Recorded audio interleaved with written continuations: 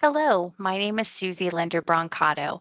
I am a registered environmental health specialist, or more commonly known as a health inspector. I will be presenting on limited service charitable feeding operations and food safety. So, what is a limited service charitable feeding operation? This type of operation is a public or nonprofit organization that provides food to those who have food insecurity in our community free of charge. Here in Kern County, we take feeding our community one step further. We work with food generators around Kern County to help partner with community members such as you to distribute this food to those in our community who truly need help. This public health program is called the Waste Hunger Not Food program, which most of you, I'm sure, are familiar with. And if you aren't currently part of this amazing program and are interested, please contact us to let us know. We will provide contact information a little later in this presentation.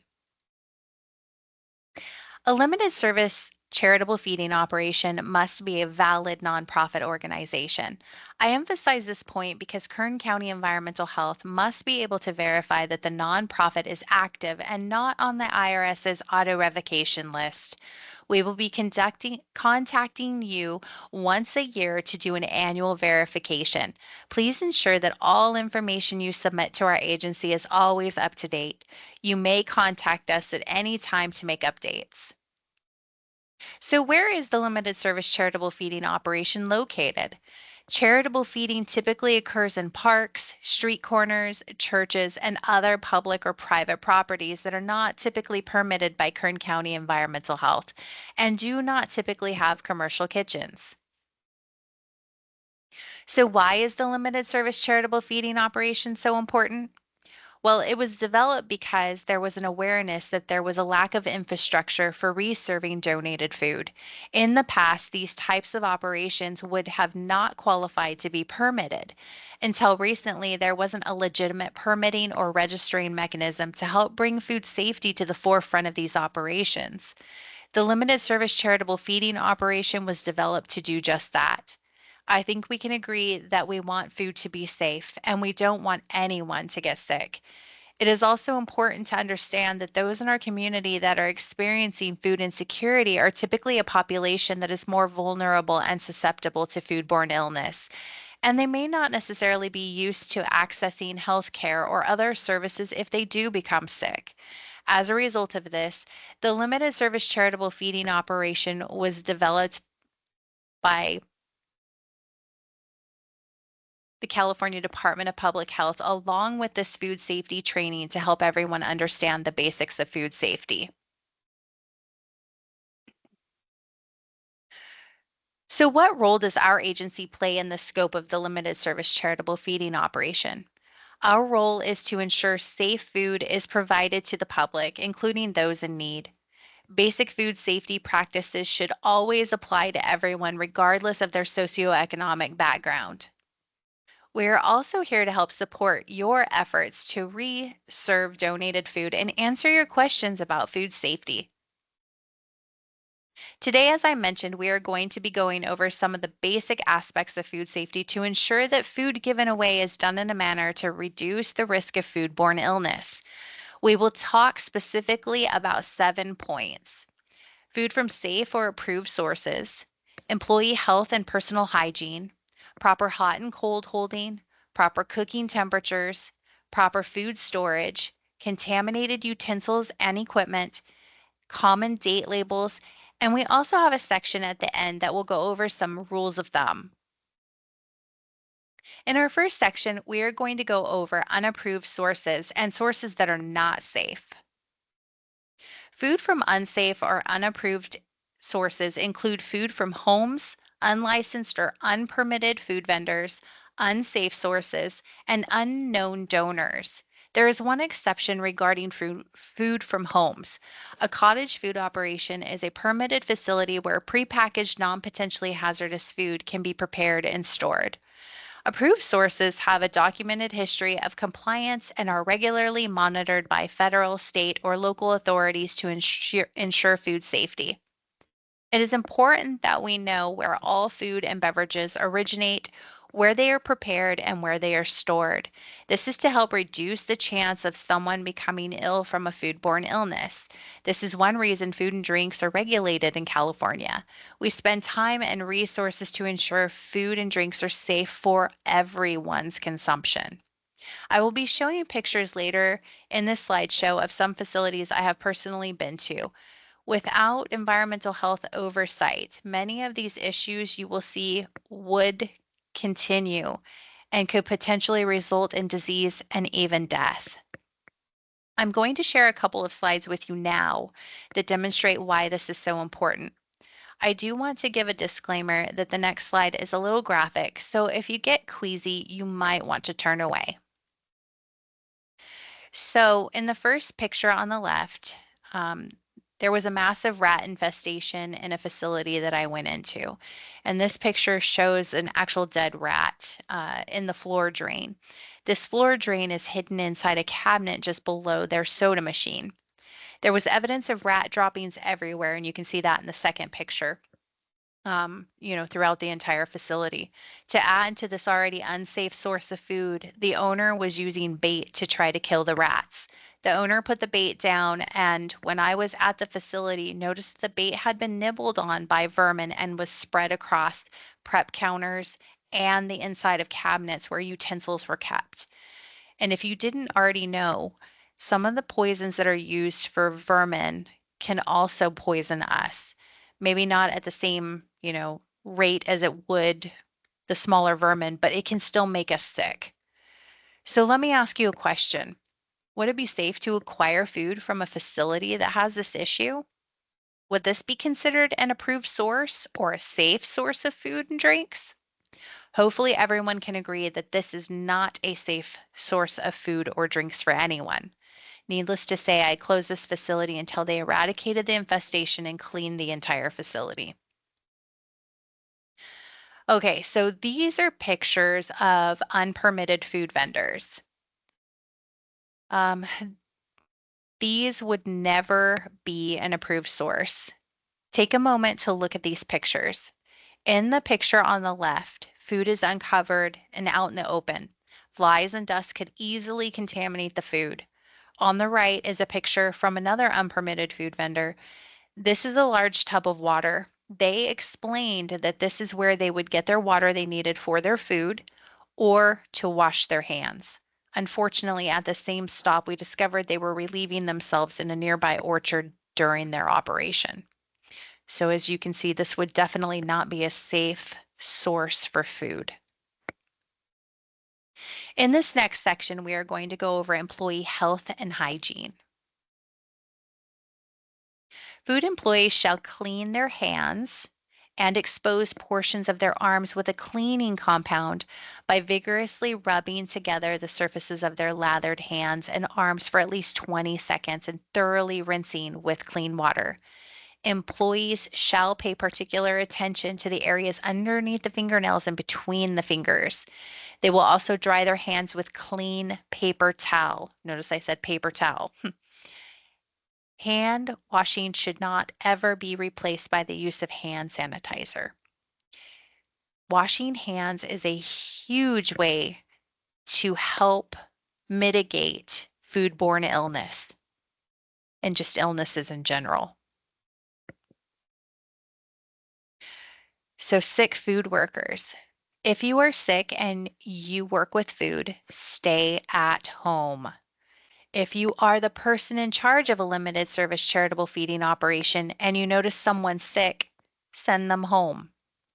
According to the CDC estimates, burdens of foodborne illness in the United States, published March 19th of 2025, they noted that foodborne illness caused approximately 909 million illnesses across the nation, 53,300 hospitalizations, and 931 deaths. Most of the diseases noted were due to fecal oral transmission from a sick food worker. Here are some additional hygiene practices. Debris and pathogens can be found under fingernails, as discussed earlier. Keeping them cut short and clean can prevent the spread of these pathogens when preparing food. Keep your apron clean. Do not wear your apron outside of the food preparation area. This includes when you use the restroom or go on breaks. Keep hair out of food by tying it back and or using hair restraints. This goes for facial hair as well. If you cut your finger or currently have an open lesion on your hand, place a bandage on the cut or lesion and then cover it with a glove. The glove should not or sorry, the glove should be replaced often and should never be substituted for hand washing, however. Now let's talk about food holding temperatures. If cold holding potentially hazardous food, the temperature must always measure 41 degrees or below. This can be done in a refrigerator or a freezer. Examples are if you have raw animal products such as beef or chicken, they need to be held at 41 degrees or below to ensure that they do not start growing pathogens. Hot holding. If hot holding potentially hazardous food, the temperature must always measure 135 degrees or above. This can be done using steam tables or food warmers or other types of hot holding equipment. In this section, we'll talk about food cooking temperatures. Raw animal foods need to be cooked to a minimum internal temperature to ensure that pathogens that are commonly found on them are destroyed. Fish and meat, the meat including pork and beef, must be heated to a minimum internal temperature of 145 degrees Fahrenheit for 15 seconds. Raw shell eggs that are broken and prepared in response to a consumer's order and for immediate service may be cooked to a minimum internal temperature of 145 degrees Fahrenheit as well. Comminuted foods, meaning foods that are ground or reduced to minute particles or fragments, must be heated to a minimum internal temperature of 155 degrees Fahrenheit for 15 seconds.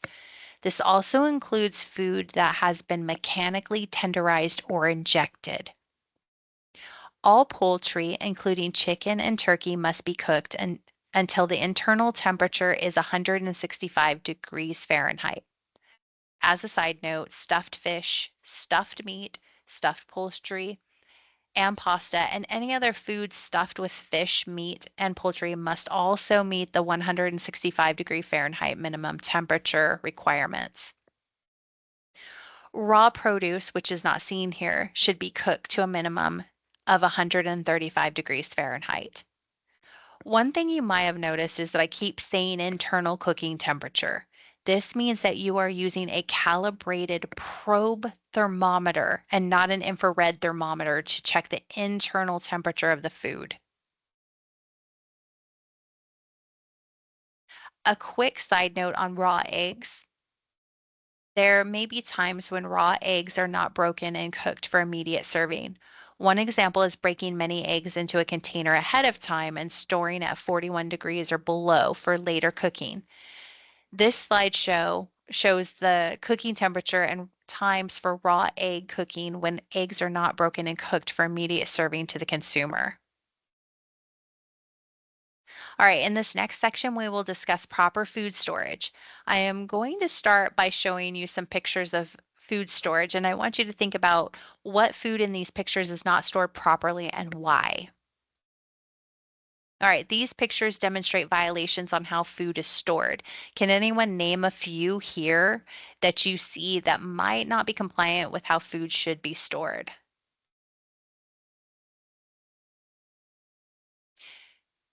Taking a look at this, we can see that there is a steak that is not covered and just sitting on that top shelf on the left picture. We see that there's a raw steak over the top of ready to eat foods. We definitely don't want it in that order. We also see additional uncovered food on that bottom rack. Um, of the left picture. And it just overall, it's just not a good situation for the food. In the right picture, we see an open can of what looks like tomato paste, and then we see open containers below.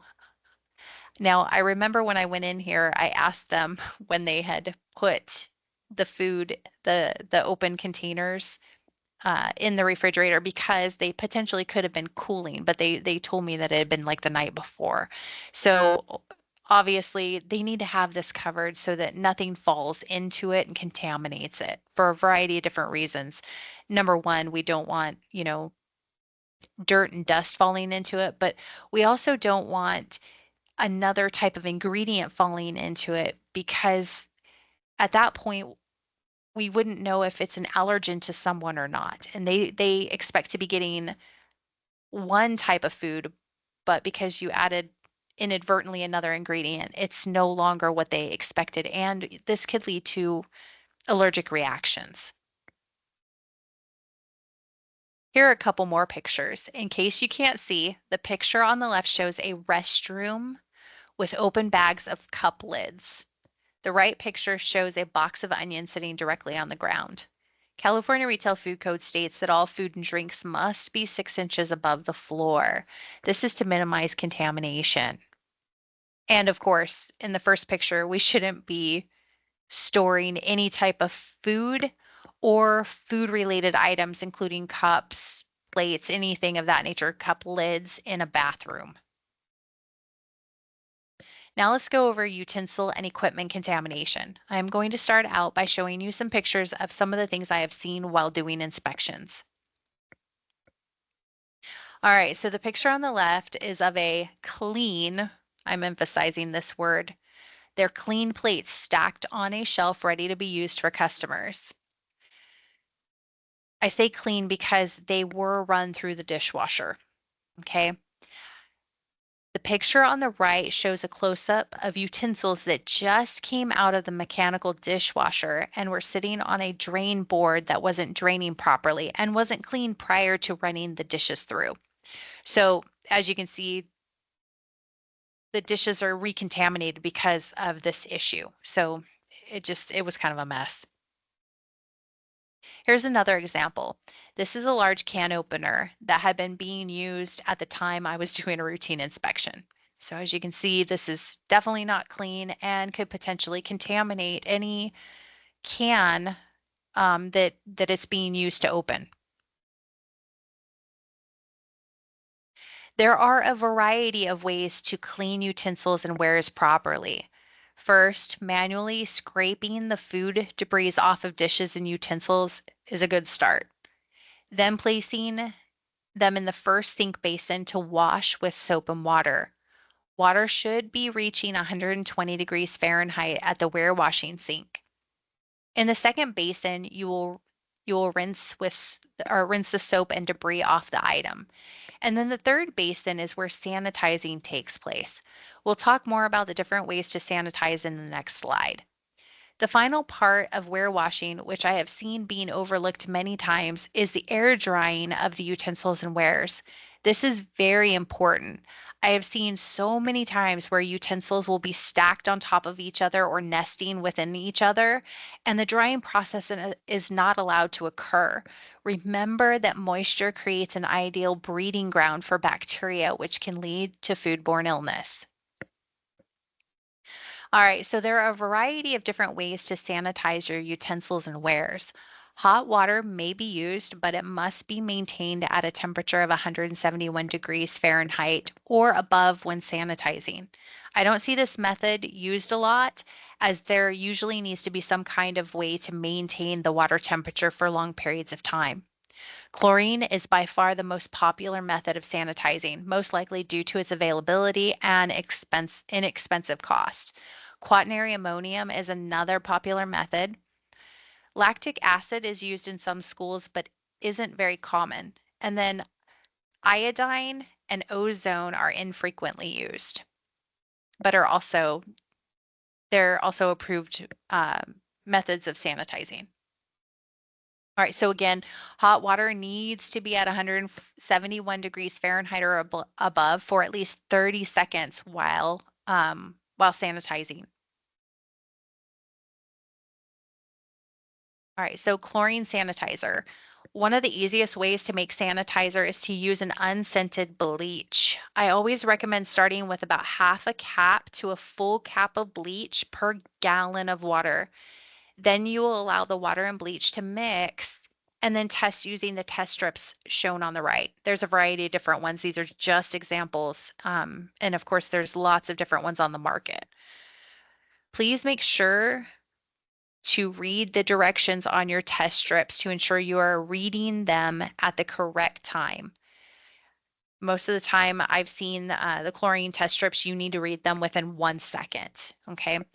Um, with the chlorine sanitizer, you must have a solution of 100 parts per million, and you must have the contact on the wares and utensils for at least 30 seconds. Quaternary ammonium sanitizer um, most commonly comes in either a liquid or tablet form. Either way, it's important to understand that you must have an end solution that is 200 parts per million quaternary ammonium. I always recommend reading the instructions on the bottle and then using the test strips to confirm you have the proper ppms or parts per million. These are again just examples of some of the quaternary ammonium solutions and tablets that you can get. It's not exhaustive. And then also some of the test strips as well. You want to make sure that you always get the correct test strips for whatever chemical you are using for your sanitizer. You don't want to be using a chlorine test strip in your quaternary ammonium. All right, I don't see these types of sanitizers used very often, most likely due to the cost. However, if one of these listed is your preferred method of sanitizing, you will need to ensure the proper parts per million is obtained. Lactic acid sanitizer is, like I said before, I see this in schools are using this, and it needs to be between 272 and 700 parts per million. Utensils and wares need to have contact with the solution for at least 1 minute to kill the pathogens. If using iodine, you must obtain a solution of 25 parts per million and soak your wares for at least 1 minute. Ozone is another option, but there are additional guidelines. If anyone is interested in using ozone, please refer to section 114099.6 of California Retail Food Code. All right, so now we're going to switch gears a little and talk about date labels, what they are, what they mean now, and what they will mean come July 1st of 2026. In terms of current labels, there is a lot of confusion, and it is natural to doubt food quality past the mark date on the product. There is minimal food safety concerns with most shelf-stable foods past marked dates, except for baby food. These usually have either a high sugar or salt content, which prohibits microbial growth. They have preservatives in them, which again prohibits microbial growth, or they have very low water activity. Again, it prevents microbial growth. Currently, we have a best if used by or best if used before date on food products. This means that if the product is used before the date on the package, the quality and the flavor will be at its best. This is not a safety or purchase date, it is a quality date. There is also a use by date on some food packages. This is for peak quality of the food and drink. This is, again, not a safety date, it is a quality date. There is one very important exception to this, and that is the use by date of infant formula. This is a safety date. So you can see where there's a lot of confusion here. We also have freeze by dates. This means that if the product is frozen by the date on the package, it will have the best quality.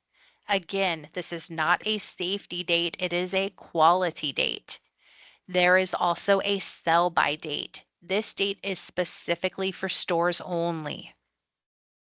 It doesn't reflect safety or quality dates. All right, California has recently enacted legislation, specifically Assembly Bill 660 or AB 660, to standardize food product labeling, particularly concerning date labeling. The new law, which takes effect July 1st, 2026, aims to reduce food waste by clarifying the language used on food packaging and standardizing it. It requires the use of best if used by or best if used or frozen by for quality based dates, and use by or use or freeze by for safety based dates, effectively banning ambiguous terms like sell by or best before. Here's a breakdown of the key aspects of this. There will be a standardization used across California for date labels starting July 1st, 2026. AB 660 mandates the use of specific phrases for food quality and safety dating, eliminating confusion and promoting consistency according to the California Department of Food and Agriculture. Best if used by or best if used or frozen by. These phrases will indicate the date after which the food product may start to lose its optimal quality. These are not safety dates, they are quality dates. Okay. Then they're also applying the use by or use or freeze by dates. These phrases will indicate the date after which the product may no longer be safe to consume. These are now going to be our safety dates. Again, the labeling requirements will be in effect for food items manufactured on or after July 1st, 2026. There will be some exceptions. Eggs, infant formula, and beer or malt beverages are exempt from these specific date labeling requirements. All right, so here is an example of labeling currently. This shows it was packed on November 23rd and to sell through November 25th, 22. What does that all mean? These are even different from what we even talked about earlier. So I took this picture on December 5th of 2022. So definitely after, the packed on and the sell through dates. There were a few things that I noticed when I opened the refrigerator. The stench and the color of the meat. This is the true color of the meat, a gray color. As things stand today, with date labeling, how do you know when something is no longer safe to consume? I wanted to use this as an extreme example of product quality versus product safety. The dates on the package are quality dates. There are not safety dates on this package, which means that that we are going to have to use our senses to determine if there is spoilage occurring here. The smell and the color of the ground beef led me to believe, as an inspector, that this meat was no longer safe to consume. The owner agreed and voluntarily threw it away. So this is kind of where we're at right now. We're we're basically having to use you know, our senses to determine whether or not something is safe to consume or not. Where in the future, after July 1st of 2026, we're going to have some dates, and I think that it's going to clear a lot of confusion up. An additional bit of information regarding general labeling requirements. I think that this is really important for limited service charitable feeding operations, especially since you are going to be receiving donated items. You need to be aware of the product labeling itself. Because if it's not labeled properly, I'm hoping that there'll be, a little bit of skepticism as to whether or not the food that you received is actually from an approved source or not. Common things that you need to look for is the common name of the food. Um, This is the standard term used to identify a specific food product, which should accurately describe its nature and characteristics. For example, the common name for flour is flour, while white flour and enriched flour are considered synonymous, but they're not the same as the common name. There also needs to be a list of ingredients in descending order by weight, if applicable. The net quantity of the contents. There needs to be the name and the place of business of the manufacturer, packer, or distributor. There needs to be nutritional information as required by federal regulations. Also, labels must be made of material that does not contaminate the food, according to the California Department of Public Health. Okay, so here's our first rule of thumb, and it is first in, first out, or FIFO. This is a type of rotating method for food. This is the best solution for ensuring quality and safety.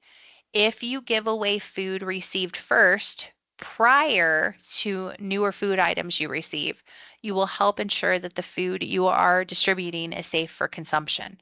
Please don't forget to look at the date labels, especially after July 1st, 2026, as the new standardization of dates will help ensure safety as well. All right, general rule of thumb number 2 is if a potentially hazardous food does not have dates, it is good for 7 days if the following are done. First, the food was originally cooked to the correct temperature. We went over the cooking temperatures in a previous slide. Second, the food is cooled in a safe manner. We will go over food cooling guidelines in the next slide. And 3, the food is reheated to 165 degrees Fahrenheit for at least 15 seconds before consuming. All right, let's talk a little now about the cooling of potentially hazardous foods. Once food has cooled to 135 degrees Fahrenheit, it enters the danger zone where bacteria can grow rapidly. We want to minimize the time the food is between the temperatures of 135 degrees Fahrenheit and 41 degrees Fahrenheit. To do this, once the food reaches 135 degrees Fahrenheit, a timer should be set for 2 hours. The temperature needs to decrease from 135 degrees Fahrenheit to 70 degrees Fahrenheit in 2 hours or less. In the next slide, I will give you ideas on how to rapid cool your food. Once the temperature reaches 70 degrees Fahrenheit, the food may be placed uncovered in the refrigerator until cooled to 41 degrees Fahrenheit. This is the only time food is allowed by California Retail Food Code to be uncovered, but you need to ensure food is always protected from contamination during this phase. Once food reaches 41 degrees Fahrenheit, it can be covered.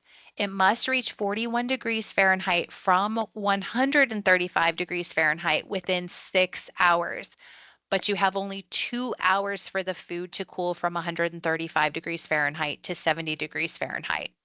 We'll demonstrate this by giving examples in subsequent slides, just in case there's any confusion by what I just said. All right, so here are some methods of rapid cooling. You can place your food in shallow pans. You can separate the food into smaller or thinner portions. You can use rapid cooling equipment. You can use containers that facilitate heat transfer. Excuse me. Adding ice as an ingredient. So like if you're making a soup and it's water-based, you can add ice to it to cool it down. You can use ice paddles, which are shown in this picture right here. Or you can insert appropriate design containers in an ice bath and stir frequently. So the picture that shows the ice paddles up above, it shows that they not only are using the ice paddles, but they're using the water bath method as well. So they're very quickly cooling that.